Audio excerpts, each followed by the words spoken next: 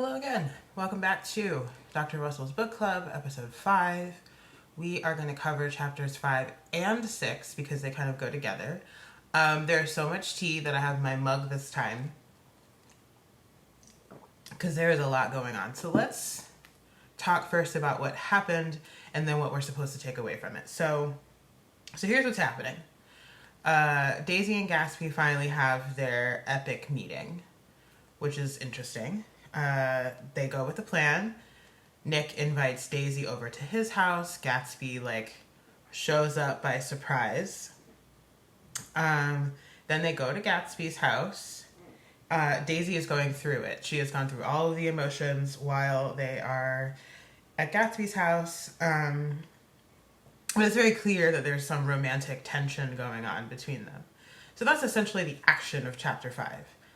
And then in chapter 6, for whatever reason, Daisy and Tom are at Gatsby's party. Now, I think that this is playing with fire because, as we know, Tom is cuckoo bananas.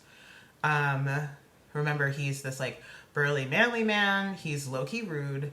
And also, he's Daisy's husband. Now, even though he's cheating, I don't know that he would be the guy whose wife I would mess with.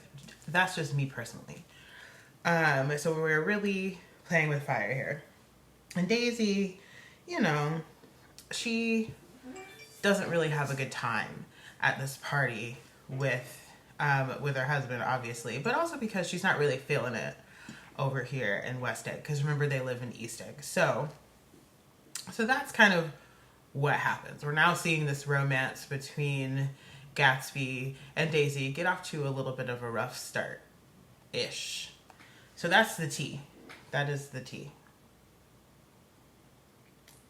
But then there's more tea, right? So we learn some new things about Gatsby. And we learn these things because remember that Nick is our unreliable narrator. So while Daisy and Gatsby are kind of, canoodling alone, and while everyone's at this party, Nick is basically like the third wheel. It'd be like if you went on a date with your friend and their side piece, or your friend and their girlfriend. That's so weird. So he's just there. He's not a part of what's happening. He's not engaging in the party really, other than small talk. And he's literally just kind of weirdly lurking in the corner when Daisy and Gatsby are at Gatsby's house. He's just kind of do. They're talking in, totally nose to nose, about to kiss you. It's too much. Just too much going on. So unreliable narrator, right? Third wheel. That's our new way of thinking about Nick Carraway. So then, on top of all of this, we learn some new things about Gatsby. And by new things, I mean just scratch it and start over. We thought he was this Oxford graduate military hero, and Nick just kind of drops it in there that, while all this action is happening that I'm not a part of, let me tell you, dear reader, some things that you may not know. So in chapter 5, we kind of learn that Gatsby's kind of been in the drug business. He's been in the oil business. So remember our Why Are the Roaring Twenties Roaring video.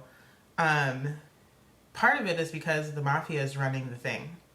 So there's all kinds of new ways that people can get rich. It's not just because you inherited money from your granddad. It's because you've got into the business of making illegal alcohol or oil mining, or the drug business, which you should make all of the assumptions you want to make about that.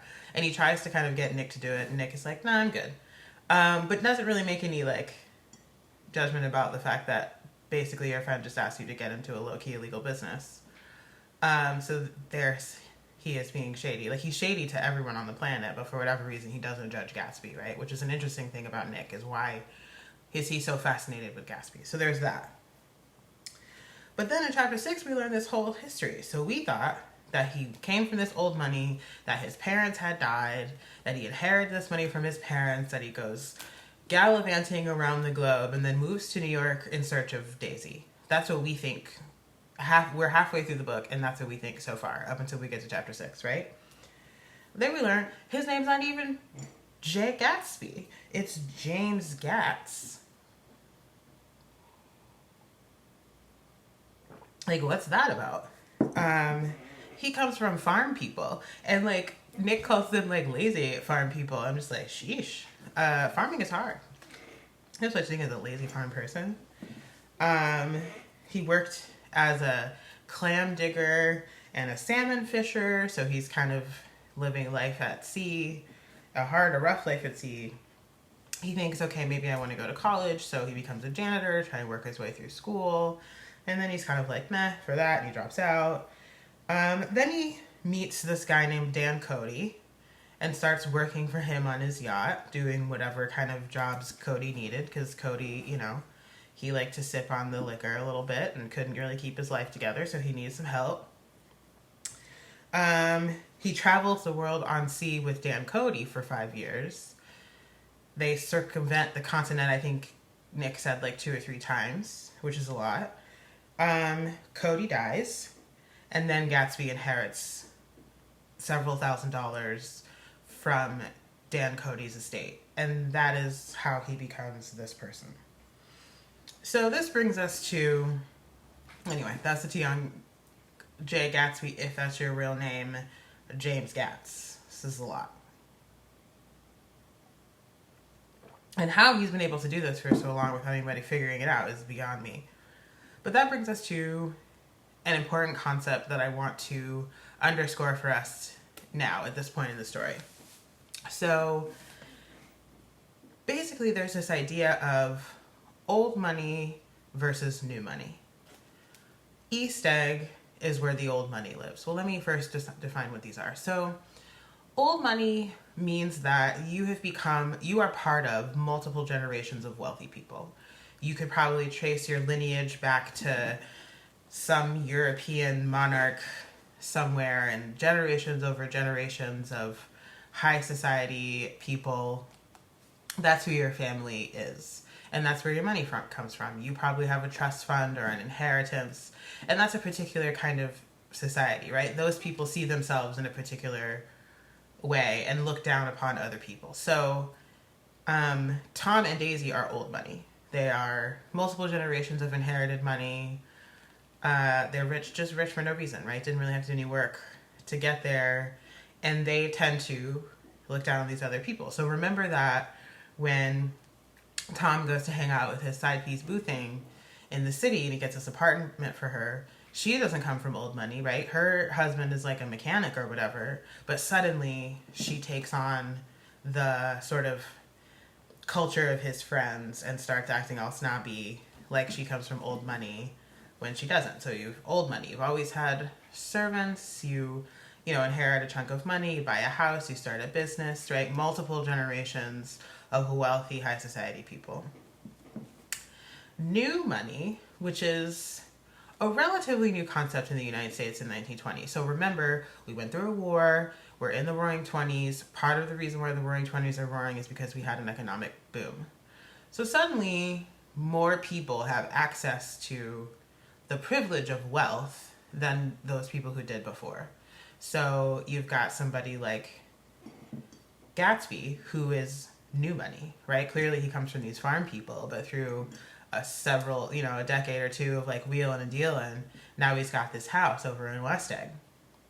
And there's all kinds of ways you could make new money. So movies, Hollywood is becoming very new in the 1920s, so you could become an actress. That was not something that you could have done before. So we've got movie stars, we've got Broadway people. Broadway is suddenly becoming a way to make new money. We've got record labels and musicians, so the music industry is blowing up, right? Because we can record music now. Remember I said that people have radios. Technology is a part of the jazz age. So there was you could sell records, but they were very expensive. So now records are cheaper. And that's another way to make money. You don't just have to go to see the orchestra play or the opera to hear music. Now you can just buy it. And the people involved in that business, that's a new way to make money. My mom, for example, her first record player was actually made out of cardboard, so it's really inexpensive. And the first records she bought, were like a quarter or a dime or whatever. So now there's all kinds of ways that people can make money that way. And then, of course, there's all these illegal ways to do it. There's these mafia connections Prohibition was a lucrative time. When you make things, as you all I'm sure understand, when things are illegal, suddenly they become they become a hot commodity, and there's a lot of money to be made in there. And that is true for all kinds of economies. So alcohol is illegal, so the people who are getting this illegal alcohol to folks are making a lot of money. Oil has a lot of money. The gold rush, those people are new money people. They've never been a part of high society, right? They've never been a part of a yacht club or a golf club or any of those things, right? And suddenly they've got the coins to be able to do it. But the old money people are like, whoa, who are these lowlifes who are suddenly like trying to cash in on, like, get into the clubs and do the things that we do? And then we learn that it's not just about money, right? You also have to talk the talk and walk the walk and have the pedigree, is what they call it. Yes, they also have pedigree for dogs. I find that to be very ironic. So yeah, it's like you don't have, like, you also didn't study abroad in Europe, and you didn't learn multiple languages. You didn't have private tutors. You didn't have a servant. Like, you don't know how to enjoy something like a yacht club. And it's like, well, I just made $100,000 on illegal liquor, and I know how to drive a boat, so why not? So this is the tension that underlies the book. So West Egg is where the new money is. These are all these weird people who hang out at Gatsby's house. They're actresses. If you notice, they're performers. None of these people are old money people. Those people have their own parties, as we've seen. So that's why Tom and Daisy come to this party and they're like, ugh, because they live over in East Egg, where the old money people live. And interestingly enough, Nick Carraway, lives like kind of in the middle of this. So yes, he has some inheritance from his family. That's what allowed him the privilege of moving east and doing what he wants to do. But I think he sort of does, in theory, come from this old money place, but doesn't feel like he fits in there. And that's why he's so interested in Gatsby. So old money, new money. That is our new concept. And that's also it's a very Romeo and Juliet kind of situation. Like, Jay and Daisy can never be together because they come from two different worlds. That's why Gatsby says to Nick, like, she doesn't understand. So that's the social pressures that are keeping them apart. And in this way, F. Scott Fitzgerald, who wrote the author of The Great Gatsby, is also introducing to us this new world of the 1920s where you don't have to be born into wealth. You can just get rich on your own. So what does that mean now that this is possible, now that this world is changing? So that's what we get out of chapters 5 and 6. So we only have 3 chapters left. So things are going to roll real quick. It's going to get real exciting. But that, my friends, is the tea for today on Great Gatsby. Dr. Russell's Book Club, episode 5.